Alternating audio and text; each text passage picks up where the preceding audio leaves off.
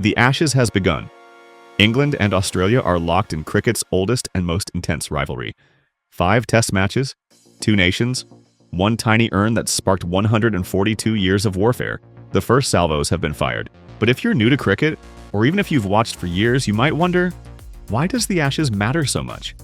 Why does a trophy smaller than your phone generate more passion than World Cups?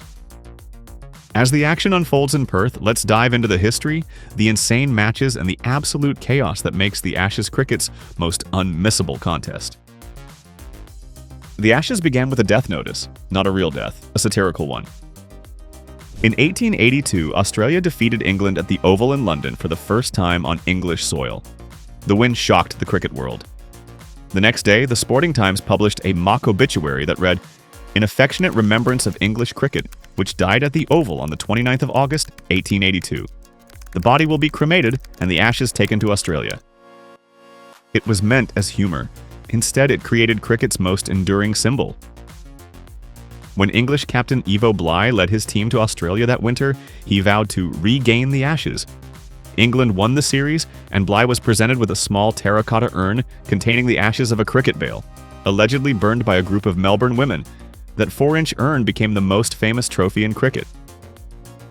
Here's the twist.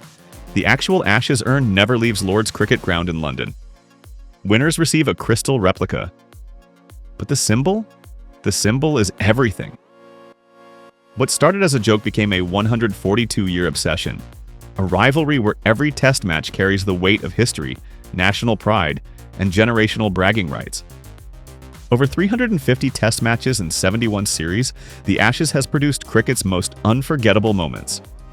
Let's revisit 3 matches that went beyond sport and became legend. The Bodyline Series, 1932 to 1933. When cricket became warfare. The 1932 to 1933 Ashes nearly destroyed diplomatic relations between England and Australia. England, desperate to stop Don Bradman, the greatest batsman who ever lived, averaging 99.94, employed a brutal tactic called Bodyline. Fast bowlers hurled the ball directly at Australian batsmen's bodies at speeds over 90 miles per hour, with fielders crowded on the leg side, waiting for defensive deflections. It was legal, it was also terrifying.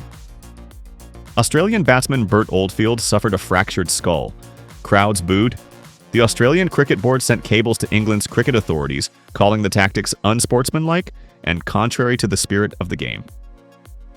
The Australian Prime Minister got involved. The British High Commissioner in Australia reported that the controversy threatened Australia-Britain relations. England won the series 4-1, but the backlash forced cricket to change its laws. Bodyline exposed a fundamental question. Where does competition end and cruelty begin? Headingley. 1981. Botham's Ashes. The impossible comeback. Fast forward to 1981. England was losing badly, following on after being forced to bat twice in the same test match.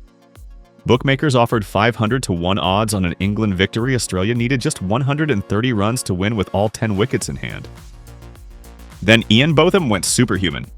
Botham smashed 149, not out off 148 balls, one of Test cricket's greatest innings. Hitting sixes with reckless abandon, he turned certain defeat into improbable hope. Then fast bowler Bob Willis took 8 wickets for 43 runs, bowling with ferocious intensity. Australia, needing just 130, was bowled out for 111. England won by 18 runs in what's still called the greatest Test match ever played. The series is remembered simply as Botham's Ashes, the 2005 Ashes, the greatest series ever.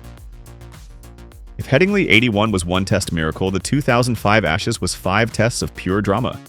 England hadn't won the Ashes since 1987, 18 years of Australian dominance.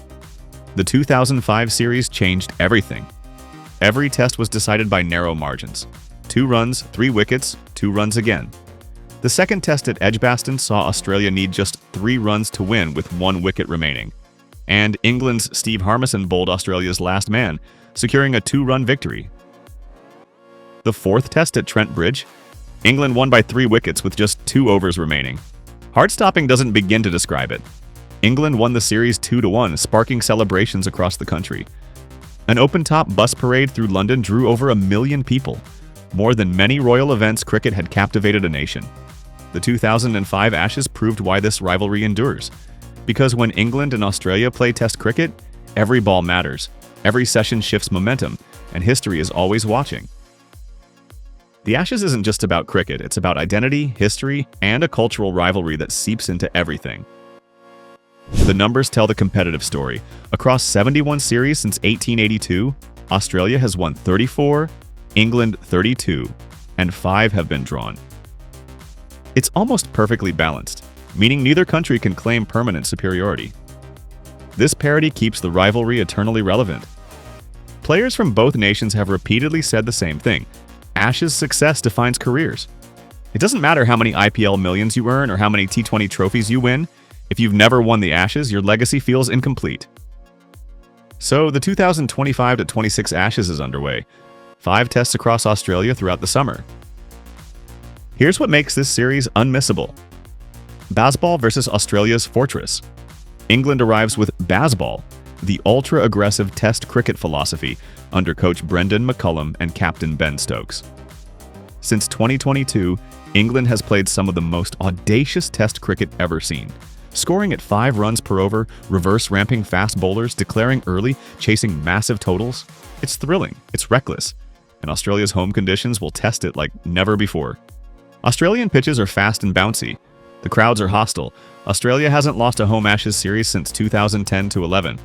England's aggressive approach might produce fireworks or spectacular collapses. Key player battles. Watch for Ben Stokes versus the Australian pace attack. Stokes, the hero of Headingley 2019, where he scored an unbeaten 135 to win an impossible chase, will be England's talisman. But he's facing Pat Cummins, Mitchell Starc, and Josh Hazlewood, one of the greatest pace trios in modern cricket. Then there's Steve Smith. After years of dominance, Smith's recent form has dipped. Can he rediscover his genius on home soil? Or will England's James Anderson, still bowling at age 42, finally solve him? And don't sleep on Travis Head. The left-handed dasher has terrorized England in recent matches, scoring at breakneck speed and turning sessions in minutes. The schedule? 5 battles. The series kicks off at Perth Stadium, a fast, bouncy pitch that poses a stern challenge for visiting teams. Then it's on to the Gabba in Brisbane, Australia's fortress where they rarely lose. Next comes Adelaide for the day-night test under lights, followed by Melbourne for the iconic Boxing Day test with 100,000 fans, and finally Sydney for the New Year's test. Each venue has its own character, its own history, its own psychological weight. Australia retained the Ashes in 2023 after a 2-2 draw in England. To win them outright, England must win this series in Australia, something they've done only 5 times since World War II. The odds favor Australia. But the Ashes has never cared about odds. Impossibility is what makes this rivalry legendary. The Ashes is more than cricket. It's 142 years of passion, controversy, impossible comebacks, and matches that defy belief. It's a rivalry so intense that it shapes national identities and defines careers. In a few weeks, it all starts again. 5 test matches. 10 days of cricket per test. Every session matters. Every ball carries history. Whether you're an England fan hoping Bazball conquers Australia, an Australian supporter defending your fortress, or a neutral just loving elite test cricket, the 2025-26 Ashes will deliver drama. Before you go, we want to hear from you. What's your favorite Ashes moment? Drop your answer in the comments. And if you're new to Cricket Collective, subscribe and hit the bell, because we're covering every twist, every controversy, every legendary moment in this series and beyond. The Ashes start soon. Cricket's greatest war is back, and this time, you'll know exactly why it matters.